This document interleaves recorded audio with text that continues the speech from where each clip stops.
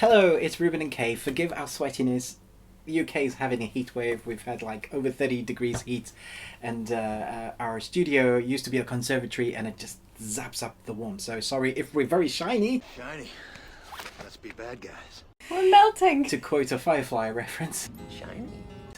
Shiny, Captain. Today we are reviewing a Amazon original movie called Chemical Hearts. 17-year-old Henry Page has never been in love. He fancies himself a romantic, but the kind of once-in-a-lifetime love he's been hoping for just hasn't happened yet. Then, on the first day of senior year, he meets transfer student Grace Town, and it seems all that is about to change. Chemical Hearts is actually only 97 minutes, although I have to say it felt like it was much longer. And that's not to say it isn't good. I thought it was very interesting. It has interesting themes that it tackles right from the get-go. It's based on a book, so the adaptation of that has been very, I feel like, heartily dealt with, because the adaptation, the writer themselves has had a big hand in this film. So they've been around, the executive producer, all that. They're around, so you can feel at ease if you're a fan of the book, that I feel like the adaptation is done with a lot of care.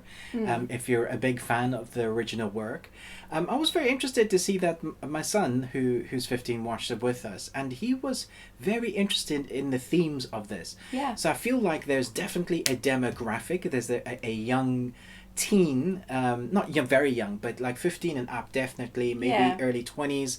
I think the demographic is there. It definitely tells that, but the theme is worldwide. Like, it's from any age group. It definitely tackles love at its premise, I think, Yeah? which hopefully we can all relate to. What did you think, Faye? Yeah. I think I didn't enjoy it as much as you. Hmm. I found it quite slow in its pacing a little bit.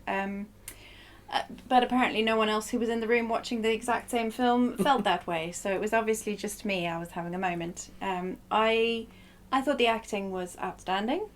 It was all very believable. I thought the characterization was solid. I thought the way that they broached the topics, the way they broached the themes, the sort of brokenness of what happens in the teenage years, that limbo. I thought that was very intelligently tackled. And I guess that's one of the things that, when you watch these sorts of films, you think, I wish I had been even half as eloquent when I was a teenager. And you know that it's written by an adult. Yeah. And a teenager is saying those words, because it would be a very rare thing indeed to find a teenager with that much self-awareness. Yeah, I mean, it does think happen, but it's rare. But it's rare. Yeah. The themes about love, they tackle in very interesting ways. They don't shove it in your face. There's a lot of symbolism in this film, which I really appreciated. The main protagonist, he's a writer, and he has this hobby that really lends itself to the theme and the story, the symbolism that they're trying to tell, and that threads its way throughout the film, obviously in the book as well. But it's a part of the film that I feel like is almost the heartbeat of the film. It keeps coming back to it. So when you have emotional bits that you're meant to possibly be engaged with or relied at, if you're not, I would say that it still draws back to that kind of initial premise. What the premise is, it's about love and how we're all broken and we're needing to be fixed and put together, which I really liked. I do have an issue with that. I was meant to be emotionally engaged with the things, their plight, what they're going through, and I didn't really feel that much. It could be a demographic thing. Yeah. Like, I understood what they were going through, but at no point did I have a lump in my throat or was I sad. I just went, oh, okay, yeah, that's pretty dark. That's unfortunate you're going through that. So I do wonder whether it's just my age, because it's not my demographic, or whether there's something missing there, because we have had many films like this. It's not like it's done something new. Yeah. We've seen this lots of times. What I really enjoyed about it was the actors. They are very good at what they do. And even though it is a slow film, I think that is to its benefit, because there are moments where they really kind of need to show what they're doing. The whole film lends itself to some of those arty kind of moments, the drawn out love scenes, the drawn out student party, very slow, symbolic, colourful. close-ups. It's that sort of film.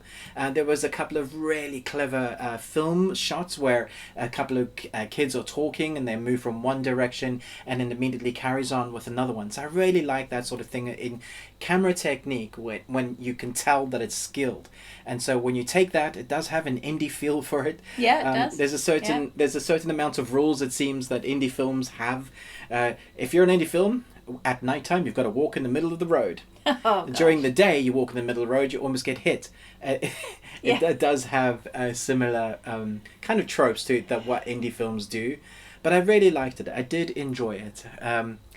I just don't know that it's done anything new, and I didn't really feel emotionally engaged and more than I wanted to be. If that makes sense. What you gonna give it? I'm gonna give it a B. Okay. I'm somewhere between a C and a B. Okay. Cool. Let us know in the comments below. Are you excited to watch this? Have you heard of it? Do you like these actors? Love to hear your comments below. Let us know which of this genre is your favorite film like this. Thanks so much for watching this. Excuse our sweatiness. But most of all, until next time, remember, live long and Tuesday. Oh.